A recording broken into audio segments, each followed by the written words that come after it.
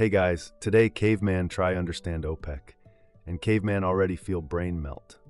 Picture this, Caveman standing at modern gas pump, holding sad little coffee, wearing old fur vest that definitely does not belong in city parking lot.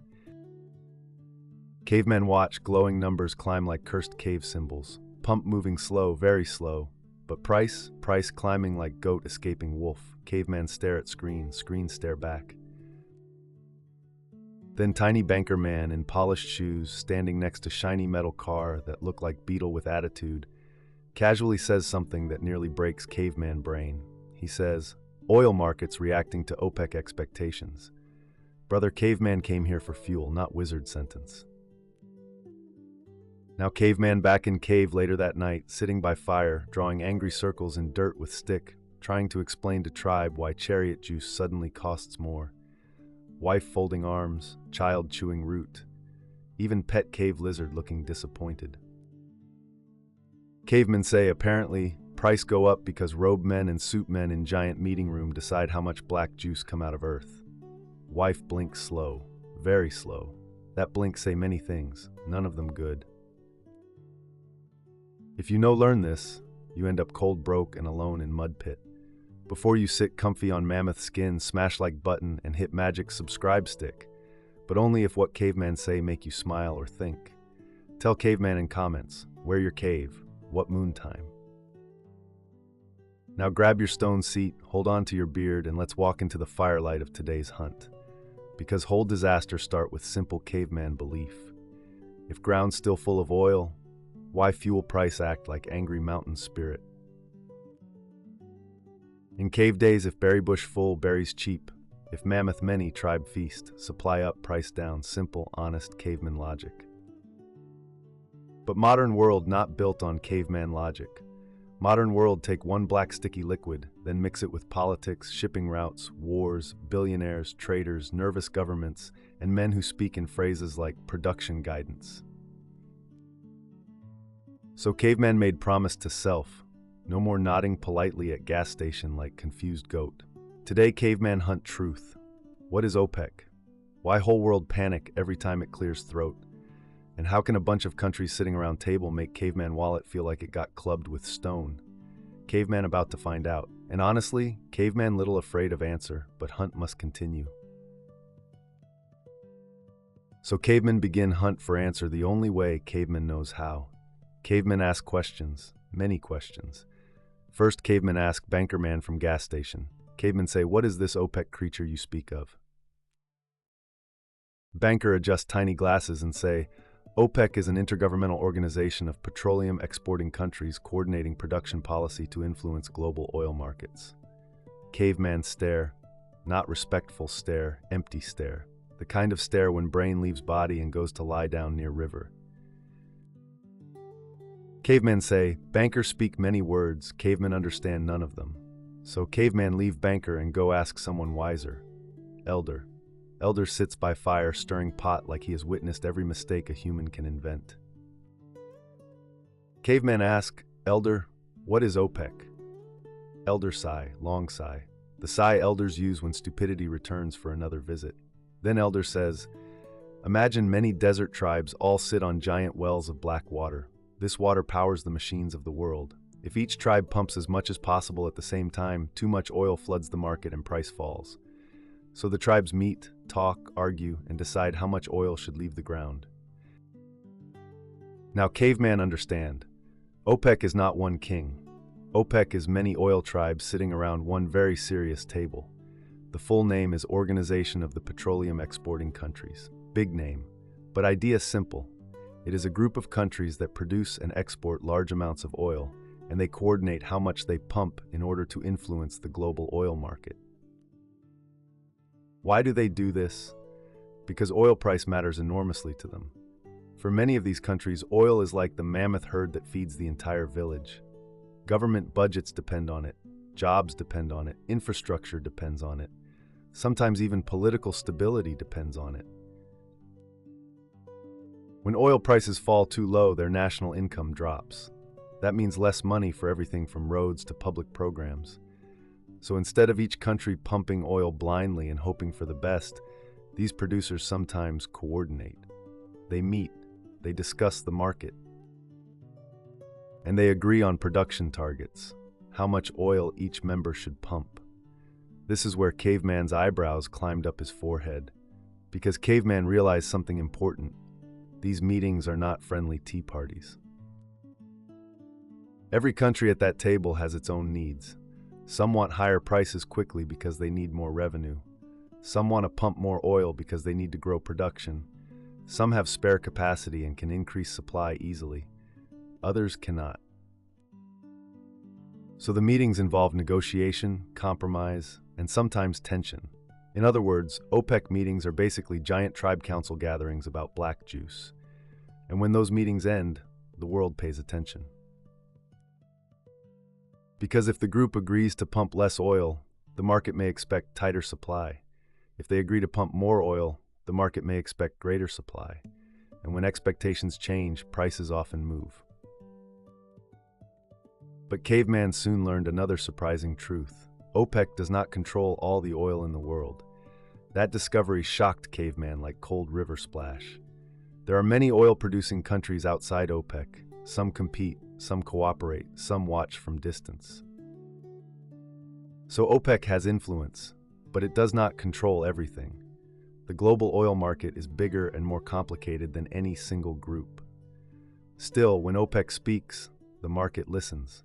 Because when several of the world's major oil producers coordinate their actions, the ripple can travel far beyond the desert wells where the oil first comes out of the ground.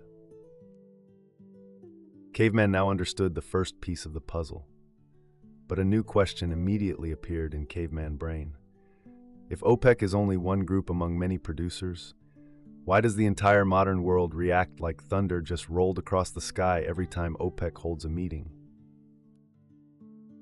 That answer, Caveman discovered, lies in one uncomfortable truth. Modern civilization runs on black juice far more than people like to admit. This is where Caveman's confusion turns into fear.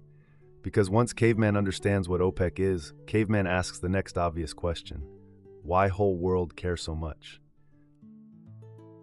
Why does one meeting of oil tribes make traders jump, politicians sweat, drivers groan, and news people start waving arms in front of giant glowing charts like they're trying to summon storm? Then Caveman looks around modern world, and Caveman sees the answer everywhere. Oil is not just for car belly. Oil helps move trucks, ships, planes, buses, tractors, delivery vans, and giant machines that build roads, dig holes, harvest food, and move goods from one side of world to other side. Black juice touches factories. Black juice touches packaging. Black juice touches plastics. Black juice helps power the giant machine civilization built and now cannot stop feeding.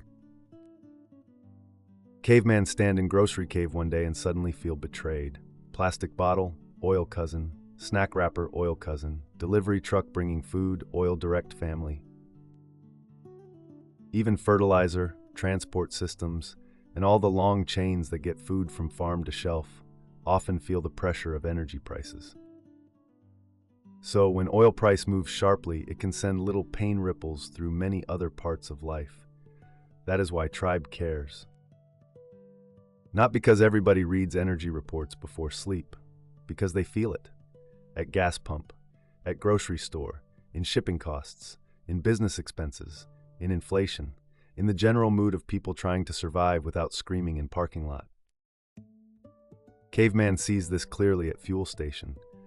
One man pumping gas mutters, "This is insane, every 5 breaths like sacred chant." Another stares at receipt as if paper personally betrayed him. One woman says she will just drive less, which sounds wise until modern world makes everything 40 minutes away for no reason. And then there are traders. Oof. One rumor that OPEC may cut production and market people begin bouncing around like squirrels who found prophecy nut. Why? Because oil market reacts not only to what is happening now, but also to what people expect might happen next. If supply may tighten, prices can rise on fear alone. If demand may weaken, prices can fall before reality fully lands. That is when Caveman finally understands. The world does not worship oil because it loves oil. The world worships oil because it depends on oil. And once Caveman learns that, Caveman makes the most dangerous mistake of all. Caveman says, if oil matter this much, then more oil must always be better. Ah, yes, that is where disaster begins. So Caveman does what many confident fools do. Caveman becomes visionary. Cavemen walk into tribe meeting, chest out, fur swaying proudly, and announce big idea. Cavemen solve problem. Tribe quiet, very quiet. Even fire stop crackling like it curious what nonsense about to come out. Cavemen say, if oil important, answer easy. Pump more oil. More oil means more money. More money means happy tribe. Some young hunters nod. Cousin group claps. That should have been warning sign. So cavemen launch what cavemen proudly call the Great Lamp Oil Expansion Plan. Every barrel, jar, bucket, and clay pot of lamp oil in village gets dragged to market square. Cavemen tell merchants, sell all of it, flood market, make caveman tribe richest in valley. For about 1 hour, cavemen feel like genius. Traders smiling, carts arriving, villagers celebrating. One merchant even pats caveman on shoulder and says, this will change everything. Yes, it did. Price collapse, hard. Because when everybody suddenly has too much oil, nobody wants to pay much for oil anymore. Market becomes full. Buyers wait for cheaper deals. Merchants panic. Hunters who expected big profit suddenly realize their barrels are worth far less than they hoped. By sunset, traders yelling. By nightfall, storage huts overflowing. Next morning, one merchant says the words cavemen will never forget. I wait, tomorrow price even cheaper. Caveman soul, leave body. That night, caveman sits beside fire with elder, staring into flames like caveman just lost argument with universe. Finally, caveman asks, why this happen? Tribe had more oil than ever. Elder sigh, that famous elder sigh again. Then elder says, because value not only about what you have, it also about how much you release at one time. Too much supply, too fast, price fall. That is the moment caveman finally understands the basic logic behind OPEC thinking. If all oil producers pump as much as possible at the same time, the market can become flooded. Prices drop, revenues shrink. Even producers selling huge volumes may still earn less money overall. So sometimes the smartest move is not producing more. Sometimes the smartest move is restraint. And that brings caveman to the first real trick of the oil tribes. Sometimes power comes from holding the bucket closed. Now caveman finally reaches the first big OPEC trick. Not bigger shovel, not faster pumping, control. Elder explains it like this. If tribe keeps dumping all water from sacred well into market, water stop being precious. But if tribe put lid on bucket and release carefully, village still drinks and price stays stronger. That is what OPEC often tries to do with oil. When prices fall too much or when members fear the market is getting too flooded, OPEC may decide to cut production. That means member countries agree to pump less oil than they otherwise could. On the surface, this sounds crazy to cavemen. Why produce less of the thing that makes money? Because sometimes selling fewer barrels at a stronger price can be better than selling many barrels at weak price. That is the heart of it. OPEC is not only asking, how much oil can we produce? OPEC is asking, how much oil should we release if we want price to remain healthy? And healthy, in this case, usually means not too low for producers and not so insane that consumers start panicking, politicians start screaming, and the whole demand side gets punched in face. Caveman likes this trick because it feels strangely ancient. Hunter no throw all dried meat into village square on same day. Farmer no release all grain in one panic moon. Wise tribe leader knows timing matters. Of course, production cuts are not magic. Sometimes they work well, sometimes they work only partly, sometimes the market already expects them, so the price move is smaller. Sometimes outside producers take advantage, but the principle remains strong. By reducing supply, OPEC can try to support prices. So Caveman writes first lesson on cave wall. Oil tribe strongest not when it pumps most. Oil tribe strongest when it knows when to stop. And that lesson leads to a second problem, because whenever tribe agrees to hold back, somebody always gets greedy. This is where Caveman learns painful truth about all councils, all alliances, and all group projects since beginning of time. Everybody agrees. Then somebody cheats. OPEC can announce production targets. It can say each member tribe pump this much, no more. Sounds noble, sounds disciplined, sounds like everyone suddenly became wise. But then real life enters cave wearing greedy smile, because every member country has bills, big bills. Some need more money now, some have debt, some have political pressure at home. Some look at higher prices and think, very nice, but what if Caveman quietly sell just a little more while everybody else behaves? And that is the temptation. If the group cuts supply and price rises, any member that secretly pumps extra may enjoy both worlds. Stronger price and more barrels sold. Beautiful for cheater, terrible for trust. Caveman understands this immediately because tribe has cousin named Grook. If village agrees each hunter gets one piece of mammoth, Grook somehow leaves with 3 pieces in bone broth. Always. Same energy. That is why OPEC discipline matters so much. The group can only influence the market well if enough members actually stick close to the plan. If too many overproduce, the cuts lose power. The market notices. Prices react. Confidence weakens. Soon the whole alliance starts looking less like mighty oil council and more like toddlers sharing berries. So a big part of OPEC is not just making targets.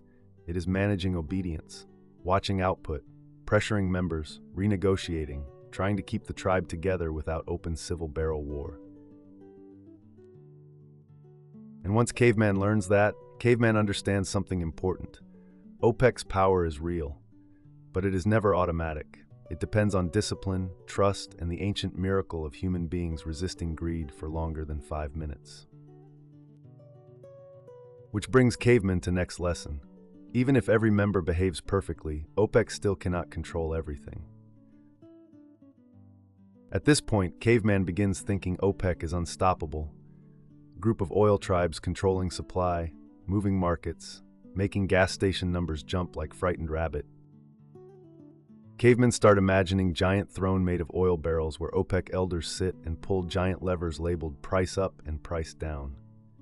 Then Elder laughs. Caveman's still thinking too simple. Because OPEC is powerful, but OPEC is not alone in the oil jungle. First problem, other producers exist.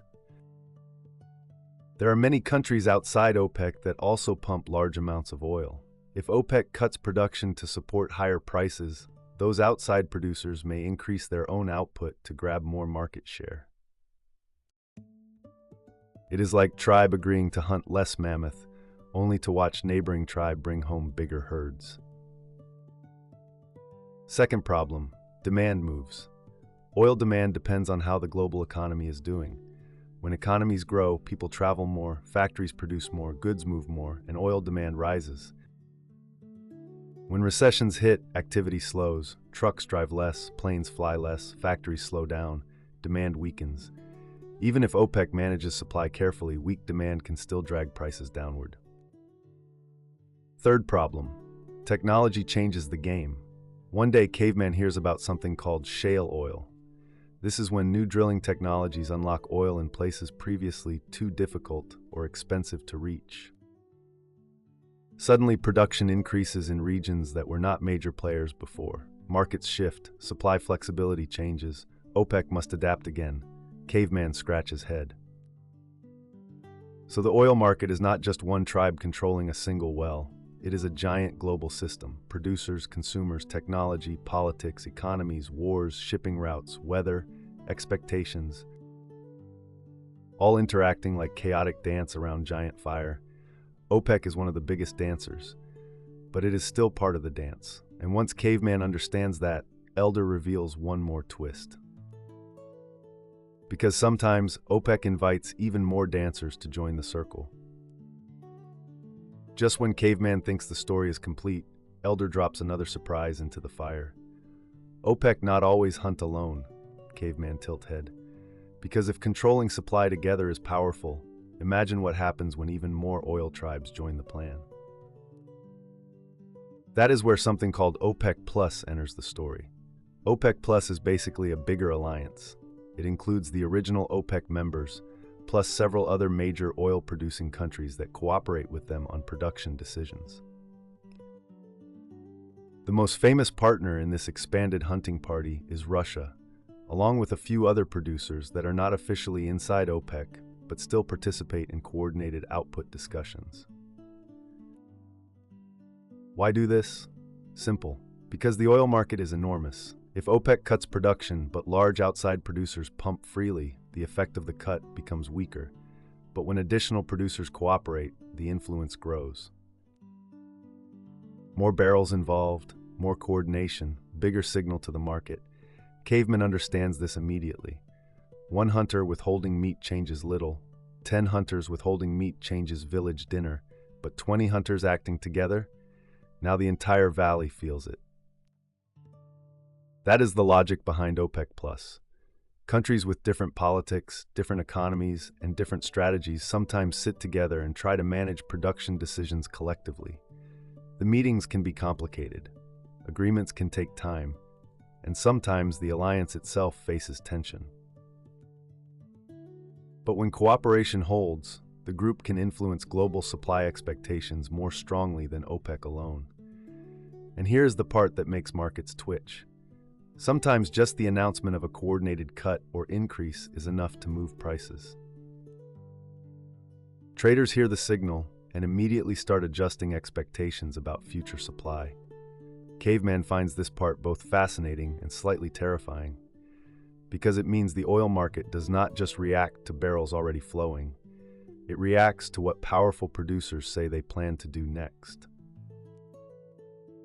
And when a big coalition like OPEC+ speaks, the entire energy world listens very carefully. Caveman sits by fire thinking about all of this. Oil tribes coordinating supply, members negotiating, some cheating, outside producers competing, all of it forming one giant global balancing act. And slowly, Caveman realizes the deeper lesson hiding behind the barrels. By this point, Caveman brain no longer melting. Now Caveman brain simmering. Because after all the confusion, meetings, traders yelling at screens, an elder explaining things slowly like Caveman, a particularly stubborn goat, the deeper lesson finally begins to appear.